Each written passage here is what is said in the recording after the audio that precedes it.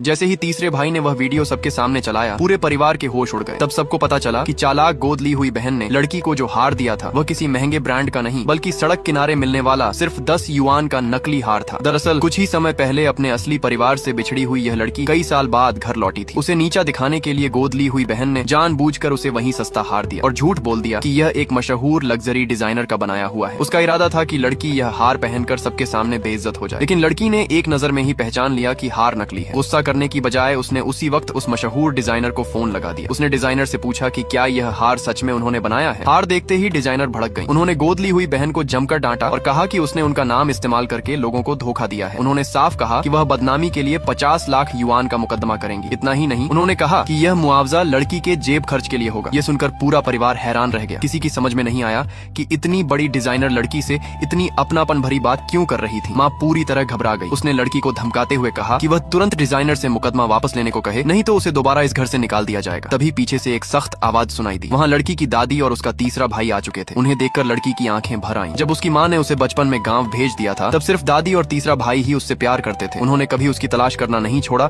और आखिरकार उसे वापस घर ले आए। घर वापसी की खुशी में तीसरे भाई ने वहीं उसे 1 लाख युआन का असली हार उपहार में दिया। भले ही वह मशहूर डिजाइनर के हार जितना शानदार नहीं था, लेकिन गोद ली हुई बहन के नकली हार से कहीं बेहतर था। इसके बाद उसने एक वीडियो चलाया जो उसने एक दिन पहले रिकॉर्ड किया था। वीडियो में साफ दिखाई दे रहा था कि गोद ली हुई बहन सड़क किनारे ठेले वाले से वही 10 युआन वाला हार खरीदते समय मोल भाव कर रही थी। वीडियो देखकर वह शर्म से सिर झुका लेती है, लेकिन माँ फिर भी उसकी तरफदारी करने लगती है। वह कहती है कि उसका इरादा गलत नहीं था। उसका कहना था कि लड़की गांव में पली बड़ी है, इसलिए अगर उसे महंगा असली हार दे दिया जाता तो वह कहीं खो देती। यह सुनते ही तीसरा भाई गुस्से से आग बबूला हो गया। उसने कहा कि जिस दिन उसकी असली बहन सालों पहले गायब हुई थी, अगले ही दिन माँ इस गोद ली हुई लड़की को घर ले आई थी। बचपन से उसने इसी लड़की को सिर पर चढ़ाकर रखा, उसकी हर जिद पूरी की, लेकिन अपनी सगी बेटी को छोड़कर एक अनजान लड़की पर इतना प्यार क्यों लुटाया, यह बात आज तक उसकी समझ में नहीं आई। माँ तुरंत तीसरे भाई को डांटने लगी। उसी समय एक वकील वहाँ पहुंचा और डिजाइनर की तरफ से भेजा गया कानूनी नोटिस सबके सामने रख दिया। अब जाकर पूरे परिवार को यकीन हुआ कि लड़की ने डिजाइनर से जो कुछ भी कहा था वह सब सच था। इसके बाद माँ ने फिर लड़की पर दबाव बनाया। उसने कहा कि वह किसी भी तरह यह मामला खत्म करवाए,